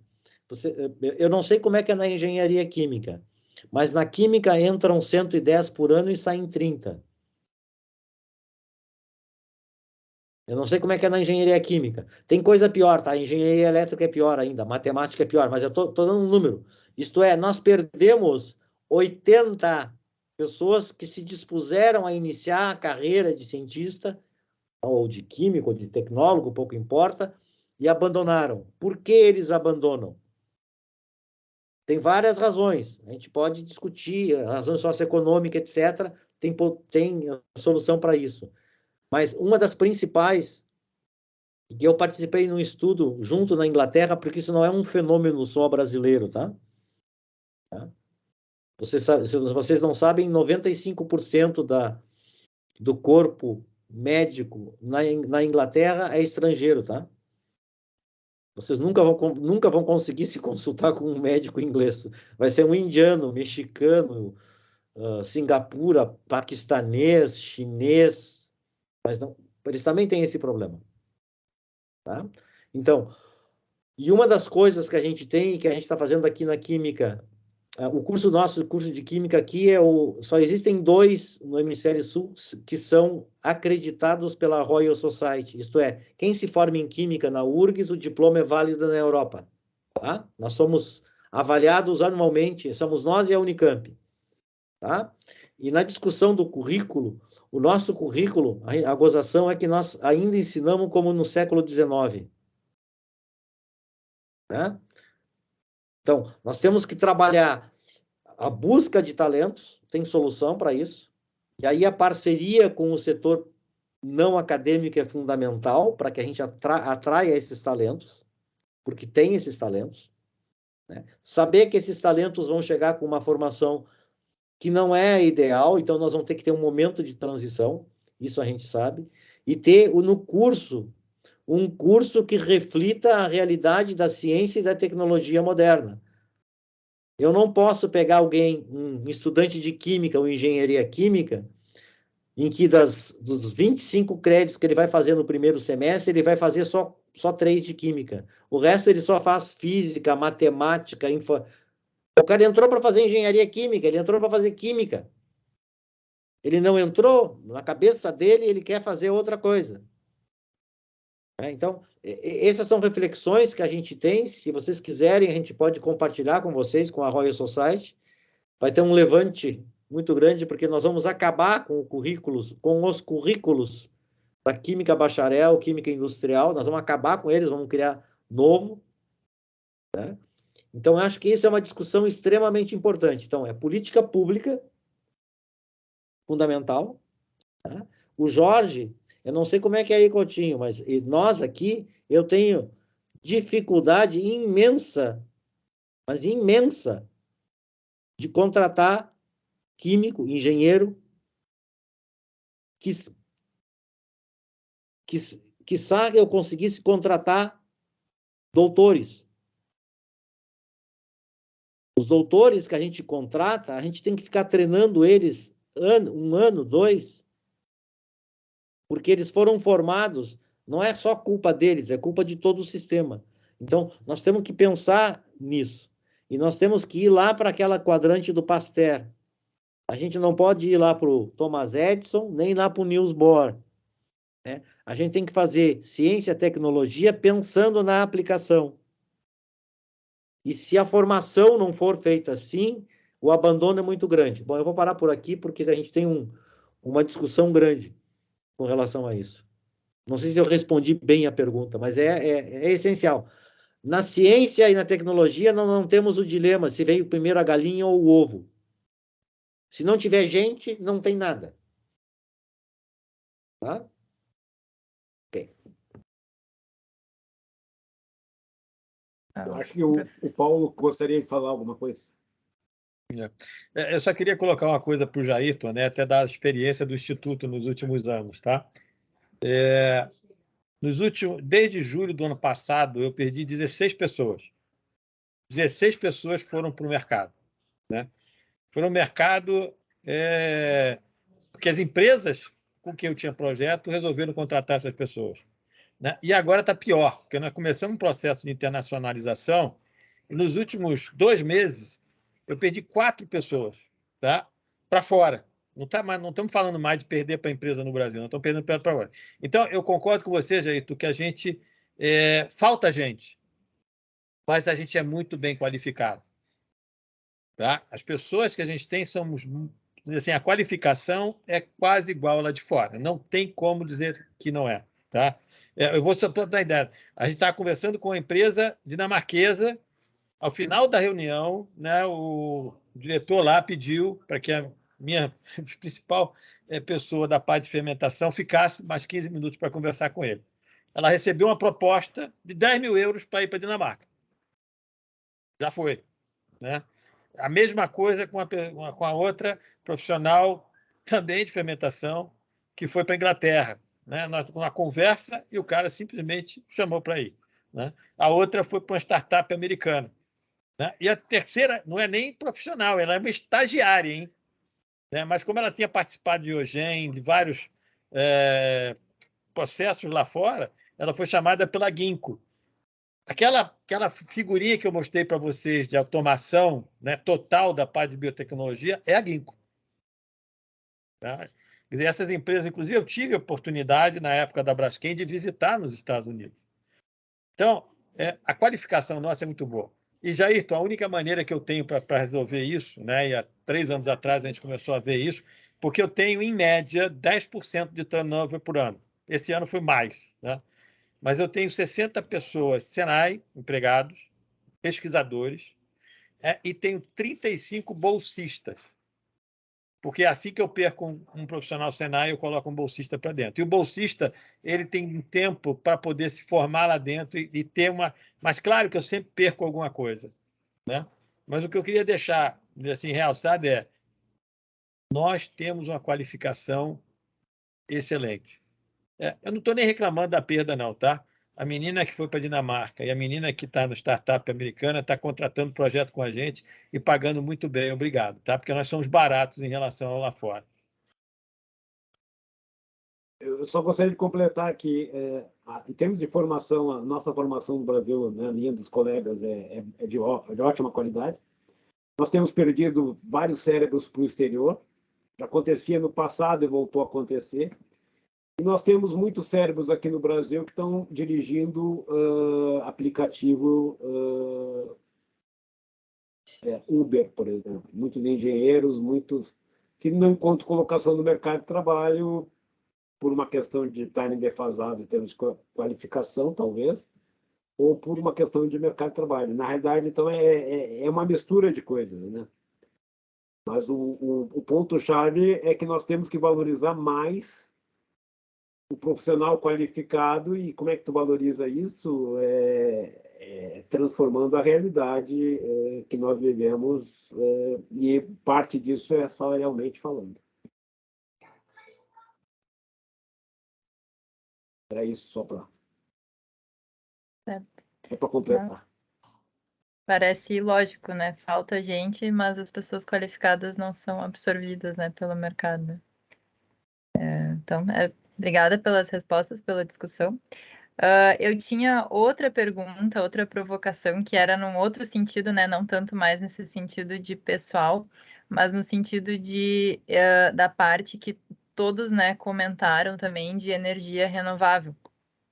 E eu acho que né, se na opinião de vocês, a energia, essa parte de diminuir a escala, né, de descentralizar e fazer uma escala menor, também vai na linha de não ser essa dependência tão grande da segurança que as fontes fósseis dão e que as fontes renováveis não conseguem dar, ou seja, por a demanda é sazonal, a produção, né, é sazonal, ou não é constante que nem uma fonte fóssil, se isso também acaba casando, né, com a energia renovável e a diminuição de escala e descentralização dos processos, ela também caminha junto para absorver energias renováveis e não ter uma dependência tão grande de fontes fósseis. A minha pergunta inicialmente era para o professor Paulo, essa pergunta, mas também serve para todos os outros painelistas. Vai nesse mesmo caminho, Carolina. Eu tenho 2 projetos, né, para transformação de CO2 em gasolina de aviação, né? Financiado por grandes, um na área de biotecnologia, micro-organismo geneticamente modificado para a produção de gasolina de aviação, e o outro via química, né, usando toda uma parte eletrolítica. O objetivo dessa história toda, você já pensou no interior do Brasil, naqueles rincões, né, que você precisa mandar um avião para lá, que você tem que manter gasolina de aviação lá, naquele local, né? E só o custo que você tem para mandar essa gasolina de aviação para ficar naquele local inviabiliza, né? Então, na verdade, se você mantém, quer dizer, e os 2 projetos, a entrega deles são containers, tá? Um projeto é a entrega de 3 containers e o outro projeto são 2 containers apenas. São tecnologias diferentes, conceitos diferentes. E a ideia é exatamente você poder levar esses containers para qualquer lugar onde você tem uma fonte de CO2. Tá? Então, quer dizer, essa descentralização passa a ser básica, né? E o pensamento de mudança de escala. Quer dizer, eu não quero mais uma escala absurda como a escala do petróleo hoje, né? Quer dizer, você tem que ter refinarias tamanho enorme. Não, porque eu vou conseguir produzir esse combustível localizado, tá? Isso é um grande, assim, existe inclusive dentro do próprio governo, né, auxiliado dentro de um projeto da GIZ alemã, né, voltado para isso, né? Porque eles viram que, olha, o custo, né, assim, se você pensar na pegada de carbono disso, é uma piada, né? Você tem que transportar esse combustível lá para o rincão, lá para dentro, para você ter combustível disponível para quando outras aeronaves chegarem, para ela poder seguir adiante. Então, não faz sentido, né? Então, assim, eu acho que isso vai ser uma coisa que vai acontecer muito rapidamente dentro dos próximos, talvez aí, 5 a 10 anos, eu acho que muda tudo. Professor Jeito. Não, isso é essencial. A questão das energias renováveis, a gente tem que entender uma coisa. Sejam hidrelétrica, eólica, solar, nuclear, uma vez que elas são produzidas, elas têm que ser consumidas, senão elas se perdem. Tá? O desafio aqui, o Coutinho e o Jorge já tinham colocado, o desafio aqui é ir para a economia do hidrogênio. Eu estoco energia sob forma de hidrogênio. O hidrogênio é um material que tem maior capacidade energética de todos, a queima do hidrogênio para gerar água. A questão é como é que eu gero o hidrogênio, né? Hoje em dia, 85% são nas refinarias, outros 15% por eletrólise. Tá? Eu vou dar um exemplo de como isso é possível, porque já existe na Califórnia. Esse que está comprando o Twitter, o Elon Musk, tá? dos carros a hidrogênio, ele já tem 7 postos para te abastecer de hidrogênio. E esse hidrogênio não é transportado, ele é gerado no próprio posto. Entendeu? Então, esse é o desafio da descentralização. Mas o principal desafio das energias renováveis, mesmo que eu gere por hidrelétrica, por eólica, que elas sejam limpas, eu tenho que usar elas. E a forma de estocar é a estocagem química, seja hidrogênio, sejam baterias ou supercapacitores. Entendeu? Então, que é um outro grande desafio que a gente não colocou aqui, que são as baterias, e o seu equivalente de supercapacitores ou capacitores, para que eu consiga estocar essa energia para o momento que eu queira usar.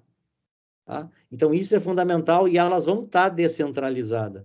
Porque, imagina o seguinte, eu levo um container qualquer, eu vou levar esse container lá da Fischer-Tropsch, lá onde eles estão produzindo CO2 na queima de qualquer coisa. Tá? Ela vai ser operada lá no meio por placas solares. Bom, se eu não tenho sol, fudeu. Desculpa a expressão. Eu vou ter que ter bateria, né? Eu vou ter que estocar ele em bateria, um supercapacitor ou em hidrogênio. Então, os desafios das energias renováveis estão aí. Por isso que eu coloquei aquele da fotossíntese artificial, porque a fotossíntese artificial, ela permite que eu já use a energia solar direta, por exemplo, para fazer a quebra da molécula de água, o water splitting, que eu gero hidrogênio. E aí eu posso gerar no local o hidrogênio, que ele vai ser a fonte de energia que eu estou utilizando. Entendeu? Tá? Se vocês têm interesse nessa questão de CO2 para Fischer-Tropsch, acabou de sair um artigo no Nature Communications, agora, abril 2022, a temperatura ambiente dos chineses que eles capturam CO2 do ar e reduzem, aí vem de novo a economia do hidrogênio, com hidrogênio para gasolina. Tá? Se quiserem, eu mando a referência, um Nature Communications agora de abril. Tá? É um catalisador relativamente clássico de cobre e ferro, mas no pensar é o seguinte, é ótimo que a gente tenha eólica, solar, hidrelétrica, nuclear, eu sou muito a favor da nuclear, né? Eu acho que o Brasil perdeu 40 anos, os alemães, olhem os alemães, o que eles estão sofrendo agora, e olhem o que os franceses estão rindo. Você sabe qual é a diferença de energia elétrica entre a Alemanha e a França? Ela só não é maior por causa das taxas. É um troço desesperador. Eu estou negociando com uma empresa, de alimentação animal, que usa muito ácido fórmico. E ela quer produzir ácido fórmico a partir da hidrogenação do CO2. Aí nós estávamos discutindo, porque a gente tem a patente que hidrogena CO2 para ácido fórmico e tal, né?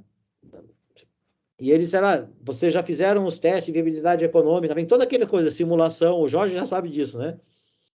Hoje, se tu não tem simulação, viabilidade econômica,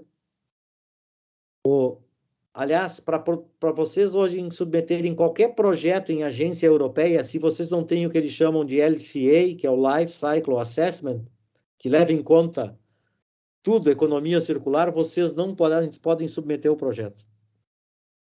Né? Aí eu falei para o francês, mas o problema é que o custo maior vai estar no hidrogênio. E aí ele deu risada. Hidrogênio para nós é uma barbada, porque a gente usa nuclear. Ok? Acho que eu pude responder, mas não é uma solução única.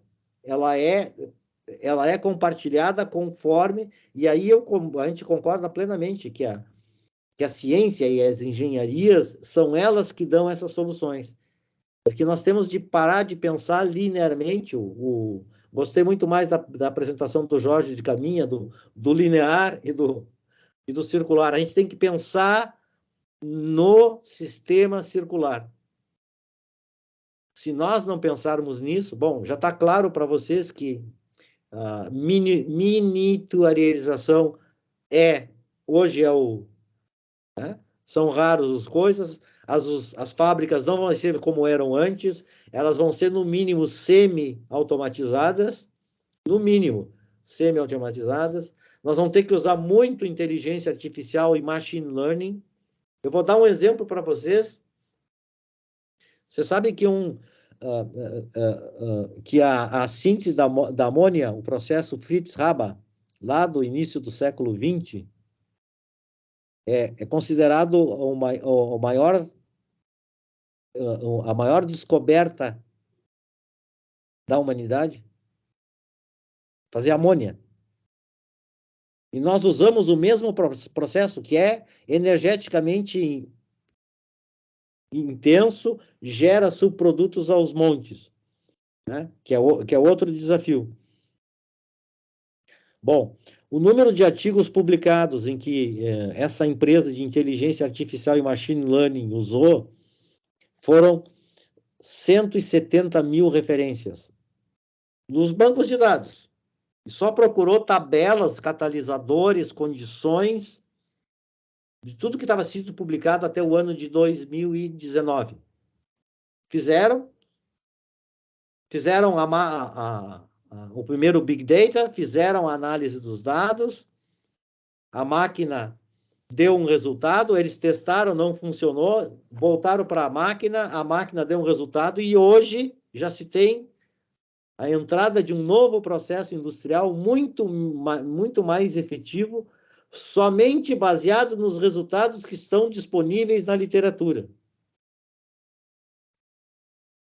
Tá? Então, isso é outra coisa que a gente tem que entender e ir adiante. O tentativa e erro não vale mais a pena. Né? Obrigado. Desculpe, eu me entusiasmo e... Eu só gostaria de completar uma questão que, normalmente, quando nós temos unidades modulares, o cliente ele não está interessado na unidade. Para ele quer resolver o problema. Então, não basta ter o processo em si, nós temos que prover a solução. E para prover a solução é importante ter uma central de acompanhamento remoto. Porque sem isso, você vai transferir um problema, porque tem as questões de mão de obra qualificada. E localmente a tendência é você não ter mão de obra qualificada. A ideia é você concentrar na central essa mão de obra qualificada e dar o suporte por antecipação aos problemas que a unidade modular vai ter. Então, essa combinação para viabilizar isso, e esse planejamento e a otimização operacional, a mão de obra qualificada, ela se paga no momento que você tem a central. Então, existem vários processos que dá para usar energias alternativas, renováveis, e essa tendência, mas é importante você dar a solução completa, né? Porque não basta ter unidade modular apenas. Então, esse é um ponto que eu gostaria só de salientar nessa questão. Deixa eu só dar um número aqui que é interessante, que é um estudo das duas federais de Viçosa e Juiz de Fora, que dizem que universidade pública é desperdício de dinheiro. O estudo que eles fizeram simples, só no imposto de renda. Para cada real investido na formação de uma pessoa numa universidade pública, ele retorna 4. Tá? Então, quando vierem com esse papo para vocês, diz da onde, cara pálida? Me dá os dados, me mostra, tá? Para cada real que é investido, isso que nós formamos muito mais gente de que não da nossa área, para cada real investido, retornam 4, só baseado no imposto de renda. Tá? É bom porque para tirar alguns mitos. Desculpe, Certo, obrigada pelas respostas.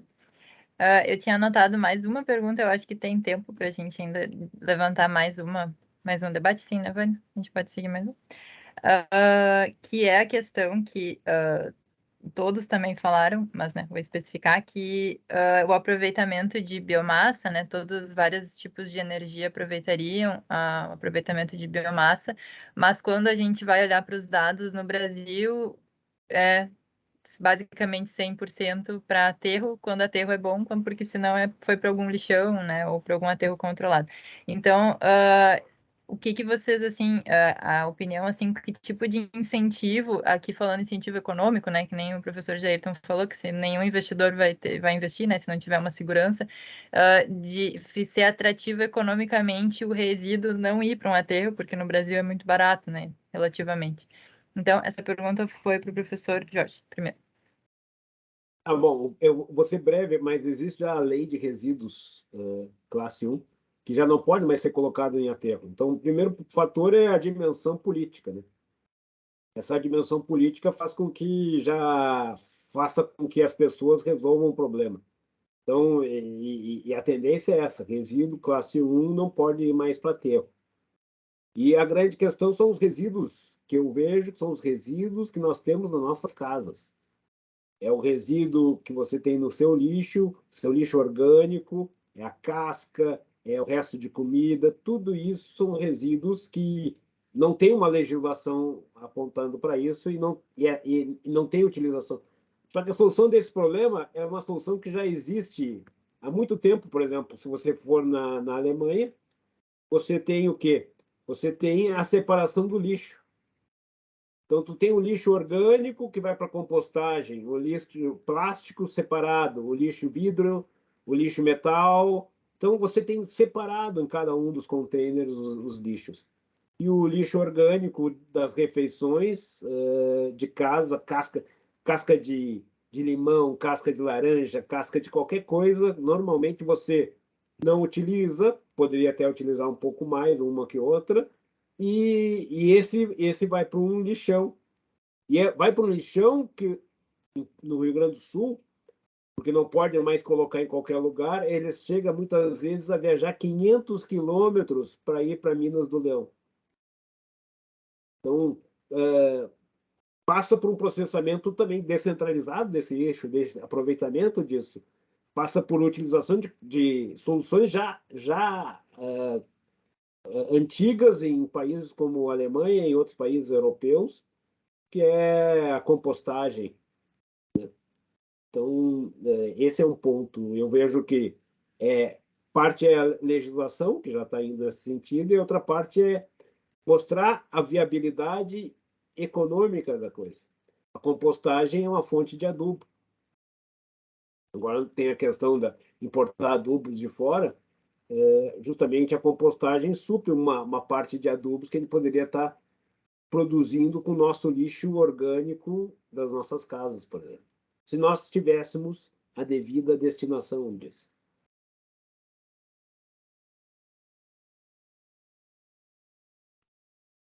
Certo. Obrigada, professor Jorge. Acho que tinha visto que o professor Jorge pediu para falar. Não, acho que...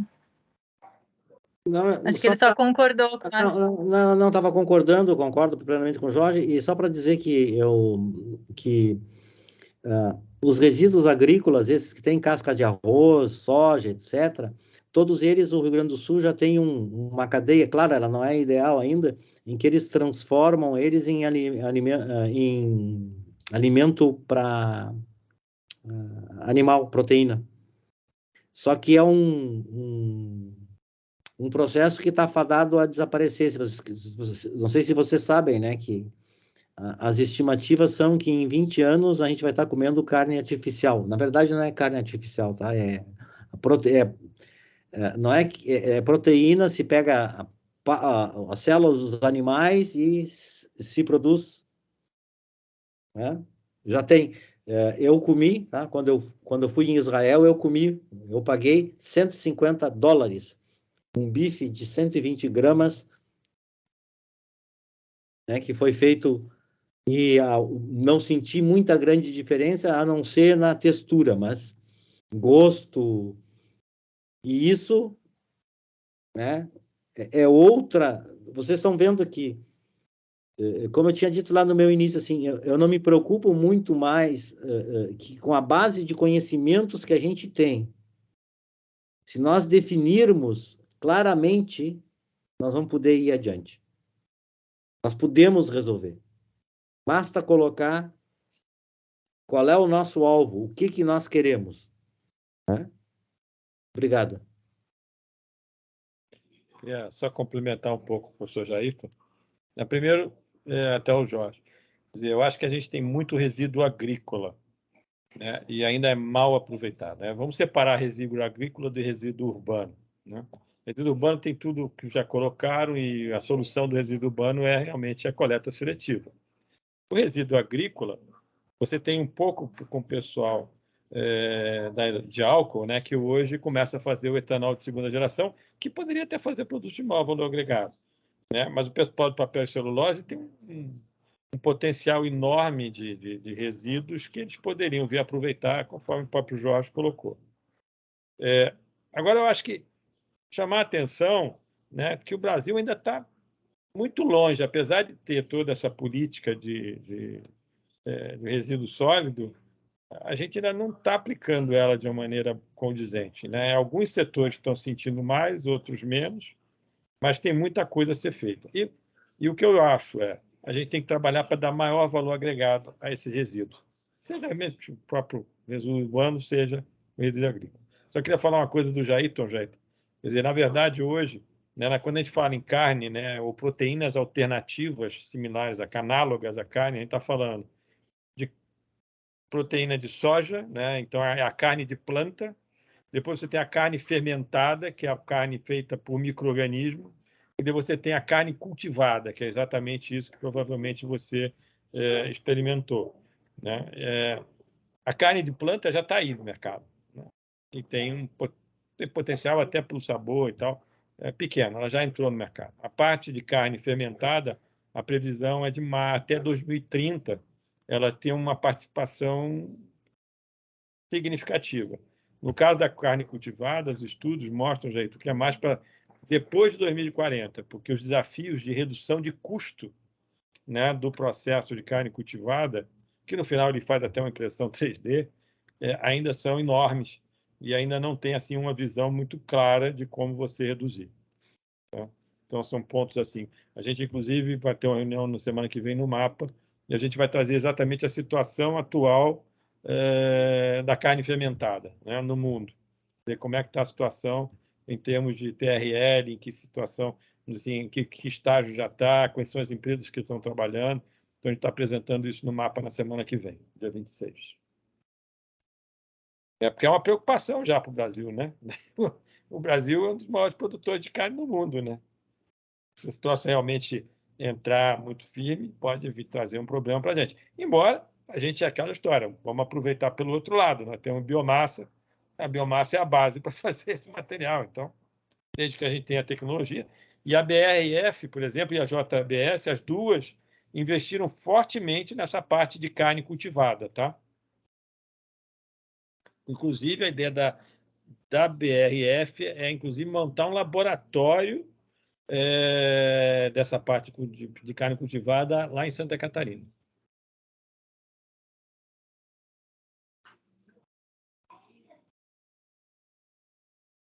Só um comentário. Um boi é um sistema autônomo. E ele faz economia circular, porque ele come capim e gera adubo, e ele distribui esse adubo pelo campo, em pastagens, distribui ureia. Então, ele também é um sistema bem interessante. Além disso, também. além da carne, ele produz o couro e outras coisas mais. Então, é um sistema autônomo bem interessante. O problema, Jorge, é que o boi, né, ele produz metano numa quantidade que eu acho que já é uma segunda ou terceira maior produção de metano do Brasil hoje, do gado brasileiro. Tá? E Não, hoje você tem a questão do metano, mas ela é antiga, né? O boi estava ali, claro. Hoje a gente produz bastante, mas tem a questão do metano, concordo, mas essa é uma parte. Mas o boi é um sistema autônomo que tem que olhar ele como um todo. Ele não é tão maléfico assim para. Mas o peso da produção de metano pelo gado brasileiro é grande, viu? Os números são bastante. E hoje, no mundo todo, tem um grande trabalho sendo feito, né, para desenvolver produtos para dar de alimentação para o boi, para ele reduzir a produção de metano. Tá? A gente fez um trabalho com o pessoal da BBI, Associação Brasileira de Bioinovação, ano passado. Uma das tecnologias que a gente usou para fazer o trabalho foi exatamente uma tecnologia da DSM, de uma enzima que ela entrega para o boi e reduz em quase 50%, 60%, né, a produção de metano pelo boi. Né? Então, quer dizer, essa inclusive uma oportunidade para a gente, né? Para o engenheiro químico de tentar desenvolver alguma coisa no Brasil, porque é um problema aqui.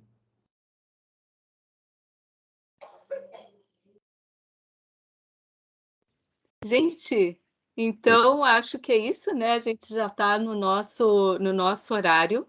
Eu gostaria de agradecer imensamente a participação dos professores, né? Professor Jorge, professor Jairton, doutor Paulo. Eu acho que a experiência de cada um em conjunto, né? Trazendo a sua visão, trouxe muita riqueza para nós. Eu acho que muita inspiração também. Anotei vários itens aqui, né? E se o pessoal do simpósio me permite, né? Eu acho que está encerrada, então, a nossa mesa redonda. Muito obrigada. Eu acho que vão querer fazer uma fotinho. Final de 1 minuto. Isso. Cada um, então, ótimo. Pode ter uma mensagem final, não sabia. Então, vamos. Talvez pela ordem da apresentação, começar pelo doutor Paulo? Não, a mensagem é... 1 minuto. A mensagem é, né, os profissionais brasileiros são qualificados e têm potencial e capacidade de fazer qualquer coisa, como disse o próprio Jair. Bom, eu estou aqui com a minha companheira. Eu estou com a minha companheira. A minha está aqui também. Eu acho que é fundamental a gente entender isso, e eu volto a repetir, né? A gente tem que acabar com essa história que nós não podemos fazer. Sim, nós podemos fazer. Tá? E a chave de tudo isso é que nós temos que trabalhar integrados. Se nós trabalharmos isoladamente, dificilmente nós vamos chegar em soluções a contento ou a tempo de fazer. Eu vou usar a expressão de um dos meus professores na França, tá? O Jean-Marie Lehn, que dizia o seguinte, quando ele via no laboratório, dizia o seguinte: termina isso e escreve o artigo, porque nós não somos nem mais burros, nem mais inteligentes do que ninguém. Se nós pensamos nisso, alguém já pensou, está pensando ou já fez. Então, essa é a mensagem. Obrigado. Obrigada. E a minha mensagem é a seguinte: o grande desafio que nós temos no Brasil é vinculado com a educação, no sentido formal, por uma parte, que hoje nós temos um grande desnível, uma grande diferença de formação e de qualidade de formação no Brasil, e ela só aumentou com a pandemia. Então, existe esse grande desafio da educação formal, e existe o grande desafio da educação que vai além da formal, que é a educação de cada um de nós fazer a sua parte, cada um de nós fazer a separação do lixo, cada um de nós fazer a utilização adequada das coisas que compra, ou comprar as coisas, separar as embalagens.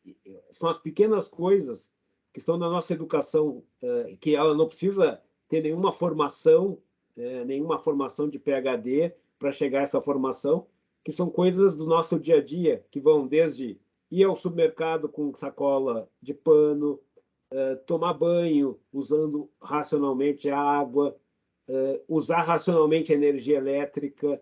São coisas do tipo separar o lixo. Se a gente está pensando no lixo, é uma grande matéria-prima, e hoje o grande desafio é você fazer a segregação do lixo, que é uma coisa simples, básica, mas se você não investir nisso, nessa formação, nesse entendimento, você nunca vai sair, nunca vai resolver o problema. Então, a educação, na sua versão mais ampla, é o grande desafio que a gente tem no Brasil. E se você olhar agora, todos os candidatos eles ganharam 5 bilhões para fazer campanha, e todos eles vão dizer a mesma coisa: educação, saúde, aquela baboseirada toda que vocês vão ouvir aí. Mas não há uma campanha clara do que fazer com o seu lixo, como resolver o problema do seu lixo. Você acha que joga o lixo fora e nem precisa dizer palavras mágicas, ele some. Ele some, de repente está resolvido o problema. Não está resolvido o problema, ele é simplesmente transferido. Então, quando a gente fala de metano, culpando as coitadas vacas, quanto metano é gerado e que poderia deixar de ser gerado devido a essa fermentação de material orgânico que poderia ser devidamente utilizado e produzido, né? Então, a gente sempre acha que o problema é o outro, né? Só que a gente não sabe que nós somos o outro para os outros. Então, nós podemos ser a solução dos problemas. Então, essa é a minha mensagem final. Obrigada. Muito obrigada. Então, vou passar a palavra de volta aí para a coordenação para encerrar o nosso dia. Bom, então, nesse momento, né, a gente vai finalizar o dia de hoje do simpósio. Eu quero agradecer muito, né, em nome da comissão organizadora, em nome da comissão coordenadora do PPGEC, aos profissionais, aos alunos, aos participantes agora da mesa redonda, Jairton, Paulo, Jorge, pela tarde, a Fernanda, na sua palestra, pela tarde riquíssima que nós tivemos. Eu sempre valorizo muito os momentos de riqueza intelectual, né? Como é bacana poder ter essa troca, como é bacana a gente estar sempre aprendendo e as experiências de uns servirem para os outros e assim a gente construir algo melhor, né? Então, foi muito inspirador, temos muitos desafios, mas uma coisa tenho certeza aí de toda essa tarde que ficou é que teve os alunos apresentando com muita garra os seus trabalhos que fizeram nesses últimos anos aí com todas as dificuldades que nós já conhecemos, e depois a palavra de vocês agora foi extremamente inspiradora e motivadora, não só para os alunos do pós-graduação, mas para os colegas, né, professores, para que a gente continue e que a gente tenha sempre essa questão do trabalhar junto, do trabalhar em equipe e usar as nossas habilidades como pessoas para ir adiante. Então, eu quero agradecer a professora Luciane pela excelente condução aqui da nossa tarde, a Caroline e a Vânia pela condução das perguntas, a Letícia também junto aos palestrantes e a todos. E dessa forma, então, a gente encerra essa tarde, ficamos aqui à disposição para algum questionamento a mais e aguardamos todos para a continuação das apresentações dos trabalhos,